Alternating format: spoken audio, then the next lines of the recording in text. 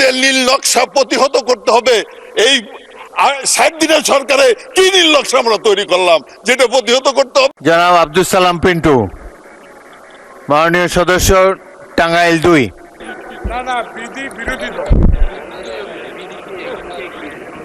বিসমিল্লাহির রহমানির রহিম। মাননীয় স্পিকার, আপনার সময় 10 মিনিট।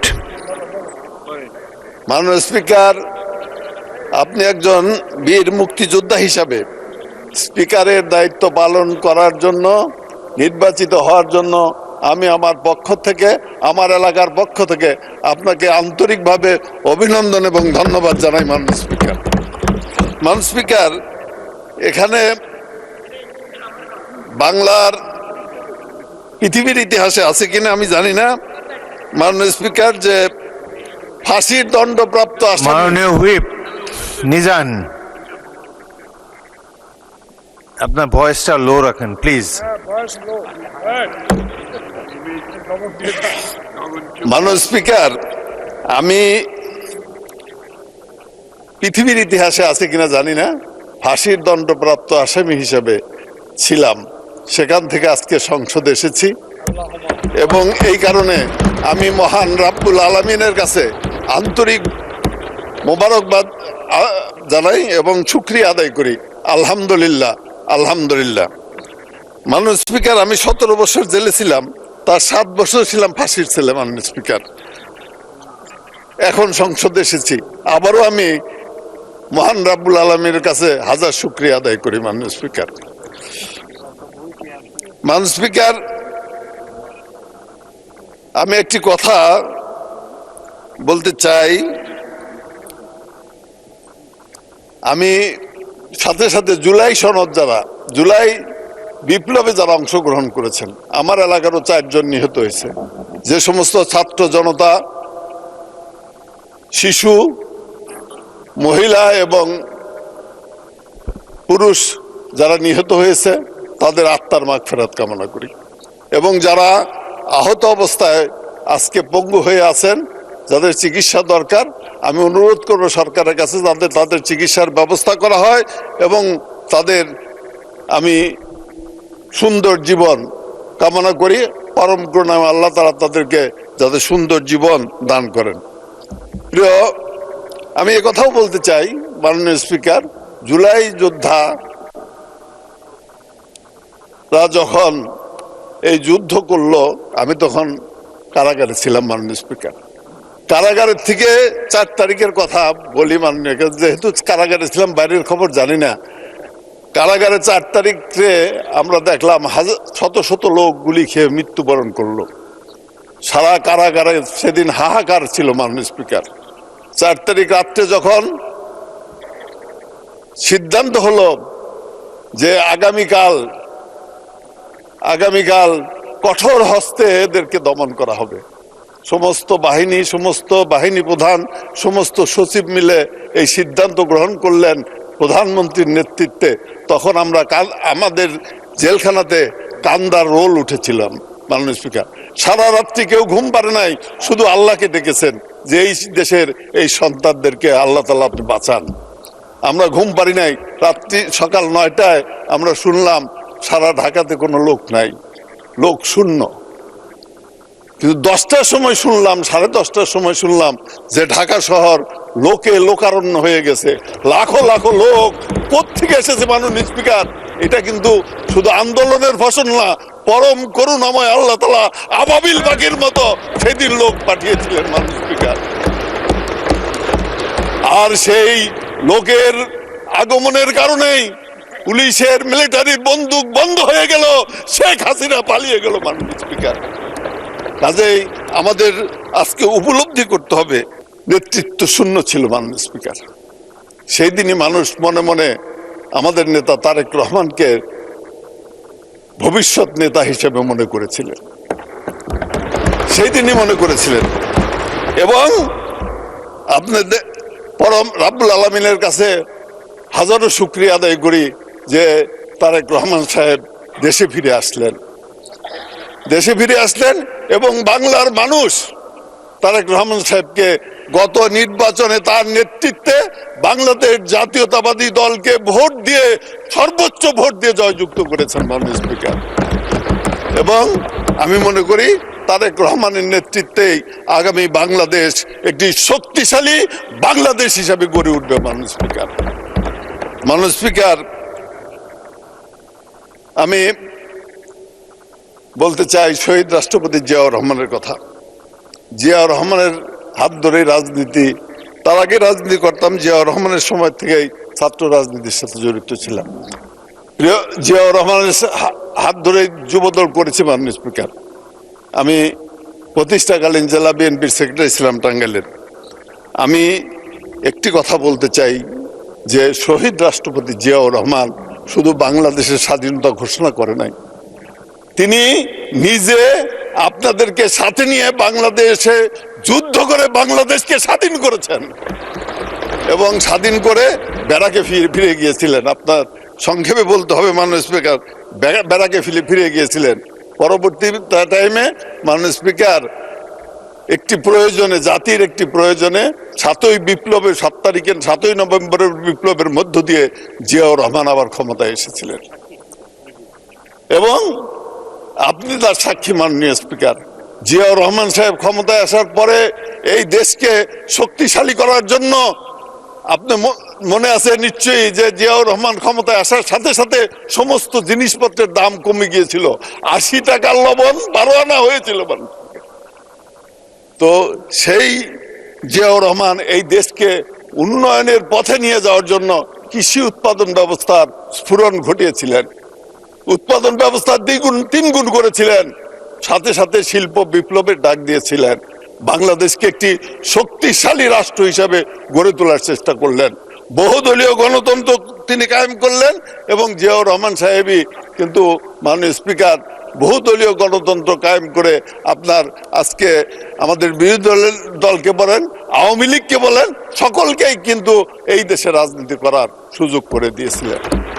কিন্তু জিয়াউর রহমান যখন এই দেশকে খাদ্য রপ্তানি করা শুরু করলো, আহমদ শুকুরে সেদিন গিনির প্রেসিডেন্ট ছিলেন, তো আহমদ শেখুরে সেই দেশে চাউল রপ্তানি করলো, বাংলাদেশ জেগে উঠলো, বাংলাদেশ বিশ্বের বুকে একটি শক্তিশালী দেশ হবে। সেই সময় মাননীয় স্পিকার চক্রান্তের পর চক্রান্ত, ষড়যন্ত্রের পর ষড়যন্ত্র করে আমাদের প্রিয় নেতাকে সেদিন হত্যা করা হয়েছিল। এই কারণে কথাগুলো বললাম, এর একটি কারণ আছে, এটা আমি পরে বলবো মাননীয় স্পিকার। তারপরে কি আসলো? একটি স্বৈর শাসন আসলো মাননীয় স্পিকার, গণতন্ত্র শেষ হয়ে গেল। তারপরে আমাদের দেশ নেত্রী বেগম খালেদা জিয়া আন্দোলনের মধ্য দিয়ে, সংগ্রামের মধ্য দিয়ে সেই দিন এই স্বৈর শাসনকে উৎখাত করে আবার গণতন্ত্র প্রতিষ্ঠা করেছিলেন মাননীয় স্পিকার। এই কারণেই বলতে চাই, বেগম খালেদা জিয়া এই দেশে শিক্ষা ব্যবস্থার পরিবর্তন করেছিলেন, মেয়েদের শিক্ষা ব্যবস্থা অবৈতনিক করেছিলেন, এই দেশে মাদ্রাসাতে পর্যন্ত কারিগরি শিক্ষা চালু করেছিলেন মাননীয় স্পিকার। এই দেশে উন্নয়ন, যমুনা সেতু করেছিলেন, পদ্মা সেতু, আজকে কথা বলেন পদ্মা সেতুর জমি বেগম খালেদা জিয়া অধিগ্রহণ করেছিলেন। আজকে এই যে ফ্লাইওভারের কথা বলেন, প্রথম ফ্লাইওভার বেগম খালেদা জিয়া উদ্বোধন করেছেন মাননীয় স্পিকার। এই অবস্থায় যখন বাংলাদেশটা এগিয়ে যেতেছিল, বাংলাদেশটা একটা সমৃদ্ধশালী দেশ হিসেবে প্রতিষ্ঠিত হচ্ছিল, সেই সময়ে আমাদের নেত্রী বেগম খালেদা জিয়াকেও কিন্তু ক্ষমতাচ্যুত করা হলো, আর দেশটি অন্যের খাতে চলে গেল মাননীয় স্পিকার। স্বৈর শাসন প্রতিষ্ঠিত হলো মাননীয় স্পিকার। তাইলে কি দেখলাম আমরা? চক্রান্ত এবং ষড়যন্ত্র করে গণতন্ত্রকে হত্যা করা হয়, তারপরেই আসে স্বৈর শাসন। শুধু এখানেই নয় মাননীয় স্পিকার, চক্রান্ত করে আমি জেলখানায় দেখেছি মাননীয় স্পিকার, আমাদের সহকর্মী, অনেক শ্রদ্ধেয় নেতা, অনেক মানুষকে কিভাবে ফাঁসিতে ঝুলিয়ে হত্যা করা হয়েছে, এটা আমার চেয়ে ভালো কেউ বলতে পারবে না। তাদের শেষ বাক্যটি কি ছিল সেটাও আমি জানি মাননীয় স্পিকার। সময়ের অভাবে আমি অত কিছু বলতে পারবো না। তাদেরও আত্মার মাগফিরাত কামনা করি আমি। মাননীয় স্পিকার, মাননীয় সদস্য আরো 2 মিনিটে শেষ করেন, আরো 2 মিনিট বলেন। মাননীয় স্পিকার, আর একটু বাড়াই দিতে হবে। আচ্ছা 3 মিনিট বলেন। মাননীয় স্পিকার, তারপরে দেখেন সেনাবাহিনীর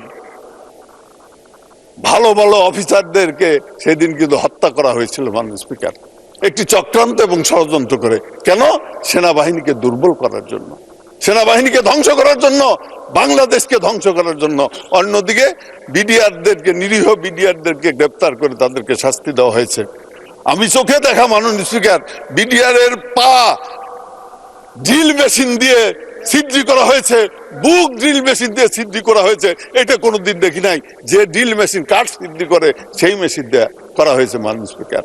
আমি এই ঘটনার সুষ্ঠু তদন্ত এবং বিচার চাই। এই কথাগুলো এই কারণেই বললাম যে চক্রান্ত যখন হয়, আজকেও আমি একটি চক্রান্তের আভাস পাই মাননীয় স্পিকার, চক্রান্ত এবং ষড়যন্ত্রের আভাস পাই মাননীয় স্পিকার।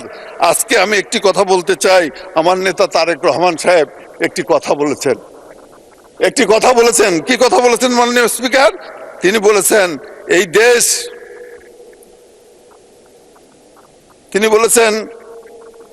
এই দেশ, দিল্লি নয়, পিন্ডি নয়, অন্য কোন দেশ নয়, সবার আগে বাংলাদেশ। এই কথা তিনি বলেছেন মাননীয় স্পিকার। এই কারণেই আজকে চক্রান্ত এবং ষড়যন্ত্র হতে পারে। তারেক রহমান ক্ষমতায় আসার পরে যে সমস্ত পদক্ষেপ নিয়েছে, প্রত্যেকটি পদক্ষেপ জনবান্ধব পদক্ষেপ, জনগণের জন্য পদক্ষেপ তিনি নিয়েছেন মাননীয় স্পিকার। এই কারণেই আজকে ষড়যন্ত্র শুরু হয়েছে। আজকে একটি বিজ্ঞাপন আমার হাতে পড়েছে মাননীয় স্পিকার, সংসদে যদি কথা বলেন আর এখানে যদি বলেন যে চক্রান্তকারীদের নীল নকশা প্রতিহত করতে হবে, এই 60 দিনের সরকারে কি নীল নকশা আমরা তৈরি করলাম যেটা প্রতিহত করতে হবে? তার মানে এটা একটি আন্তর্জাতিক চক্রান্ত, আন্তর্জাতিক ষড়যন্ত্র মাননীয় স্পিকার। একটি চক্রান্ত এবং ষড়যন্ত্রের মধ্য দিয়ে আবার একটি গণতন্ত্রকে ধ্বংস করার চক্রান্ত চলছে, এটাকে প্রতিহত করবে। এই জ্বালায় জুলাই মাসে যারা প্রাণ দিয়েছে তারা যেমন স্বৈর শাসনকে প্রতিহত করেছে, ইনশাআল্লাহ চক্রান্তকারীদেরকেও তারা প্রতিহত করবে ইনশাআল্লাহ মাননীয় স্পিকার। সেই কারণে আজকে বলতে চাই যে এই সমস্ত বাদ দেন। বহু ত্যাগ এবং তিতিক্ষার বিনিময়ে এই জাতীয় সংসদ, বহু ঘটনার মধ্য দিয়ে এই জাতীয় সংসদ, বহু অবস্থার প্রেক্ষিতে এই জাতীয় সংসদ, বহু রক্তের বিনিময়ে এই জাতীয় সংসদ। আসুন আমরা একটি সুন্দর বাংলাদেশ গড়ে তুলি।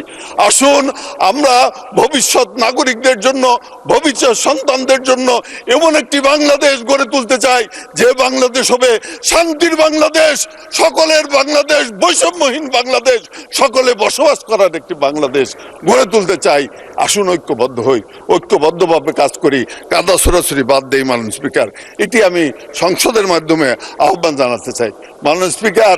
এলাকার কথা যদি একটা না কই বলি, জনগণ বলবে যে এলাকার কথা বললো না। তাহলে আর 3 মিনিট সময় দেওয়া যায় না মাননীয় স্পিকার?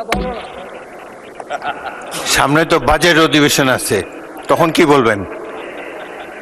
আচ্ছা বলেন, আরো 1 মিনিটে শেষ করেন। মাননীয় স্পিকার, আমি একটা কথা বলি।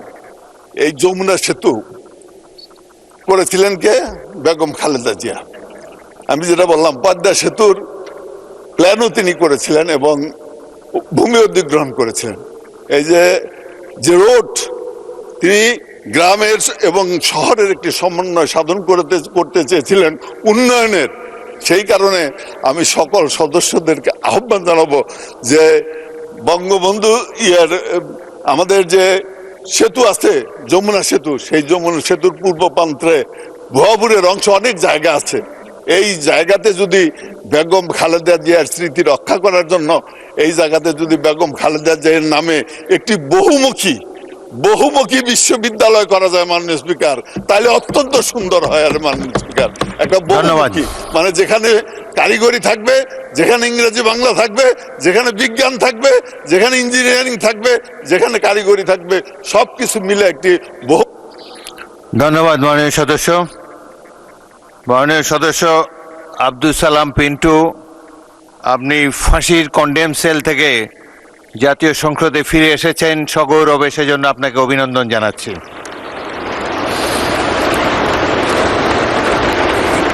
কিছুদিন ঢাকা সেন্ট্রাল জেলে ছিলাম, সে সময় মৌলানা মতিউর রহমান নিজামী, মৌলানা দেলোয়ার হোসেন সাইদি, এখানে উপস্থিত মৌলানা মুজিবুর রহমান, এবং সেখানে সেই ডাইনিং হলে মেসের ইনচার্জ হিসাবে আপনি অনেক ভালো খাবার আমাদেরকে খাইয়েছেন, সেই জন্য আপনাকে ধন্যবাদ জানাচ্ছি। রাষ্ট্রপতি মোহাম্মদ শাহাবুদ্দিন পদত্যাগ করতে চান, যদিও এখনো পুরো 2 বছর তার রাষ্ট্রপতি পদে থাকার মেয়াদ আছে। তা সত্ত্বেও রাষ্ট্রপতির ঘনিষ্ঠ একটি সূত্র বলছে মোহাম্মদ শাহাবুদ্দিন দায়িত্ব থেকে ইস্তফা দিয়ে বঙ্গভবন ছাড়তে চান।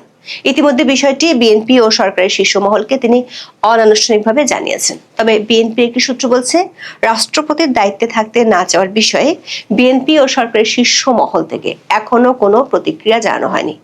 বিএনপি এই মুহূর্তে রাষ্ট্রপতি মোহাম্মদ শাহাবুদ্দিনের সরে যাওয়া বা ওই পদে পরিবর্তনের চিন্তাও করছে না। এমনকি রাষ্ট্রপ্রধানের পদ পরিবর্তনের প্রশ্নে সরকারের নীতি নির্ধারণী পর্যায়ে এখনো তেমন একটা আলোচনা হয়নি বলেই সংশ্লিষ্ট একাধিক সূত্রে জানা গেছে।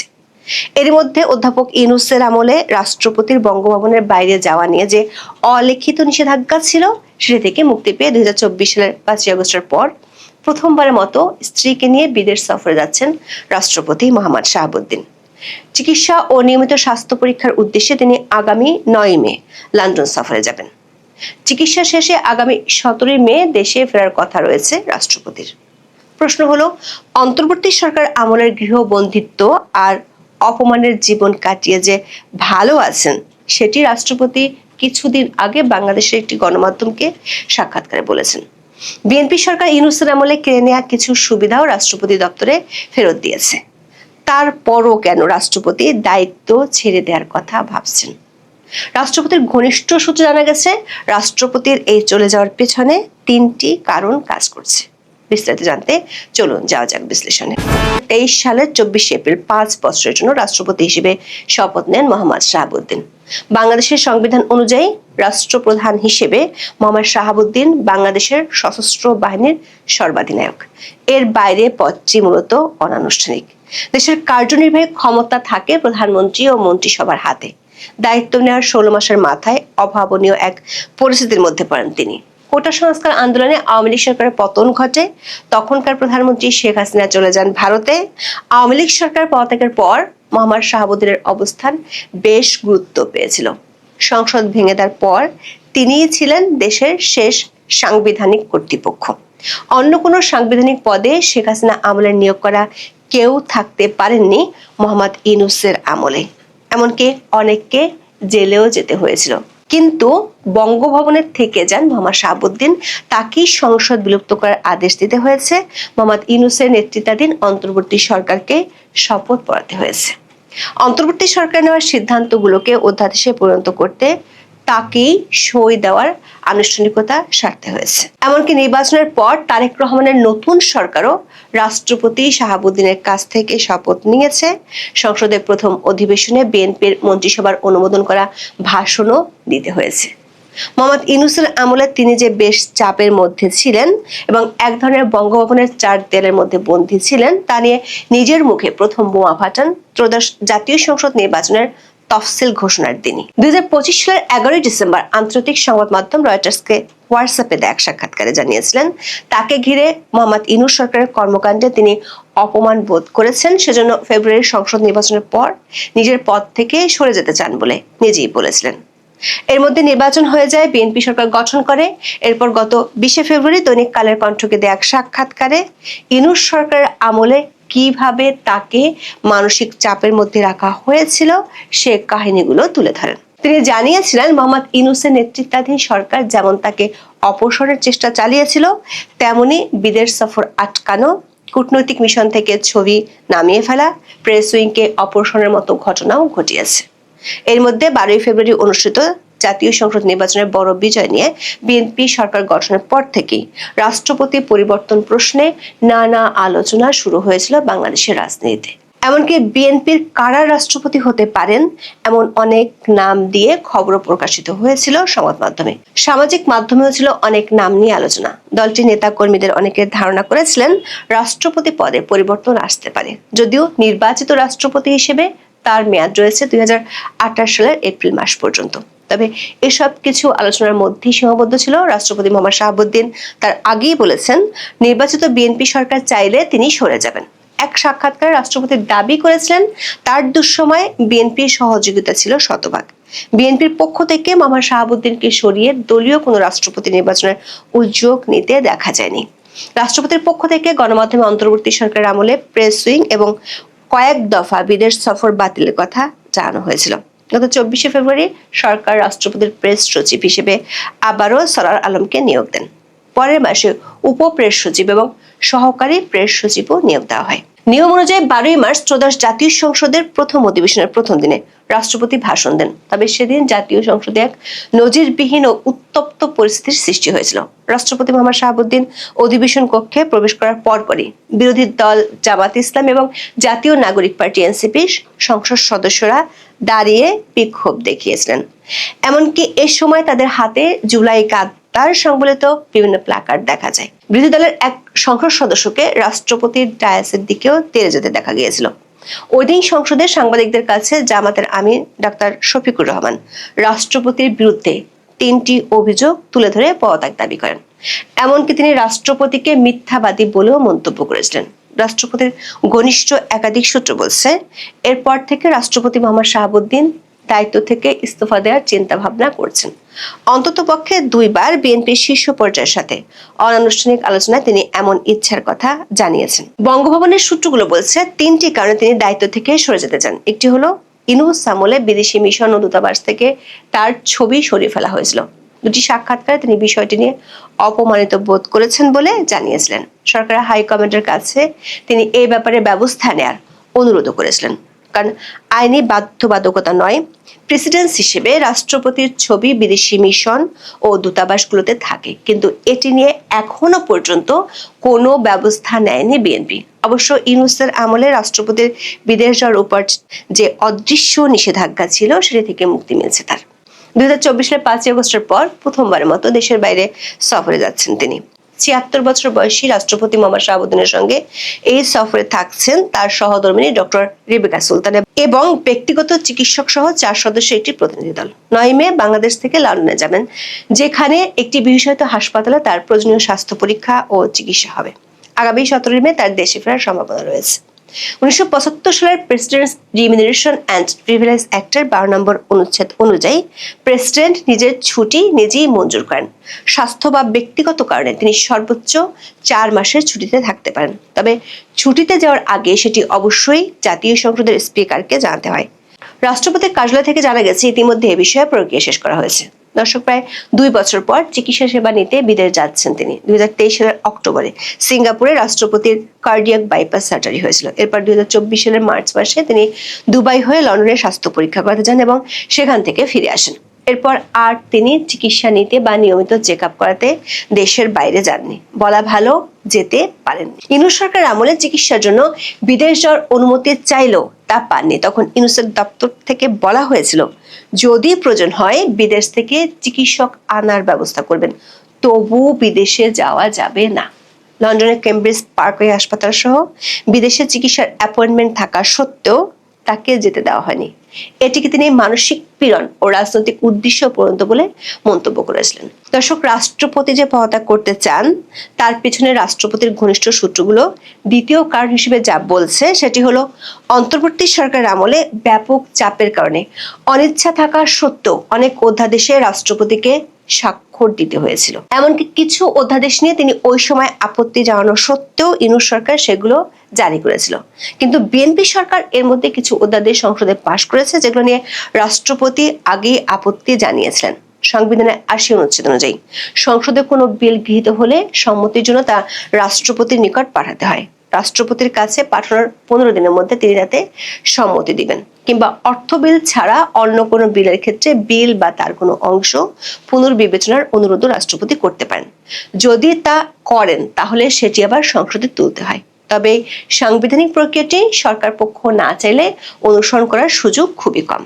রাষ্ট্রপতির ঘনিষ্ঠজনরা বলছেন, বিরোধী দলের পক্ষ থেকে জাতীয় সংসদের সাংবিধানিক সর্বোচ্চ পদে আসীন ব্যক্তি সম্পর্কে যেভাবে বাজে মন্তব্য করা হচ্ছে তাতে তিনি অসন্তুষ্ট। সবশেষ 30 এপ্রিল সংসদে দাঁড়িয়ে রাষ্ট্রপতি মোহাম্মদ শাহাবুদ্দিনকে অপসারণ ও গ্রেপ্তারের দাবি জানিয়েছেন বিরোধী দলীয় চিফ হুইপ নাহিদ ইসলাম। রাষ্ট্রপতির দপ্তরের একজন কর্মকর্তা বলেছেন, নাহিদ ইসলামের সংবিধান বিষয়ে ন্যূনতম জ্ঞান থাকলে তিনি রাষ্ট্রপতিকে গ্রেপ্তারের কথা সংসদে বলতে পারেন না। কারণ সংবিধানের 51 1 ও 2 অনুচ্ছেদে রাষ্ট্রপতিকে তার কাজের জন্য ইনডেমনিটি দেওয়া আছে। এই ইনডেমনিটি এমন যেটির কারণে রাষ্ট্রপতিকে তার কাজের জন্য তার বিরুদ্ধে কোনো আদালতে কোনো প্রকার ফৌজদারি মামলা করা যায় না, এমনকি তার গ্রেপ্তার বা কারাবাসের জন্য কোনো আদালত থেকে পরোয়ানা জারি করা যায় না। এই 3টি কারণে রাষ্ট্রপতি এরই মধ্যে বিএনপির হাইকমান্ডকে তার সরে যাওয়ার বার্তা দিয়েছেন। যদিও বিএনপির একটি সূত্র বলছে, রাষ্ট্রপতির দায়িত্বে থাকতে না চাওয়ার বিষয়ে বিএনপি ও সরকারের শীর্ষ মহল থেকে এখনো কোনো প্রতিক্রিয়া জানানো হয়নি। এর মধ্যে চিকিৎসার জন্য রাষ্ট্রপতির বিদেশ যাওয়ার প্রক্রিয়া প্রায় শেষ হয়ে গেছে। বিদেশ থেকে ফেরার পর হয়তো বিষয়টি নিয়ে আনুষ্ঠানিকভাবে আলোচনা হতে পারে, এমন একটি ইঙ্গিত পাওয়া গেছে বঙ্গভবন থেকে। এখন এ পর্যন্ত। সবাই ভালো থাকুন, সুস্থ থাকুন, নিরাপদে থাকুন। দেখা হবে আগামী পর্বে।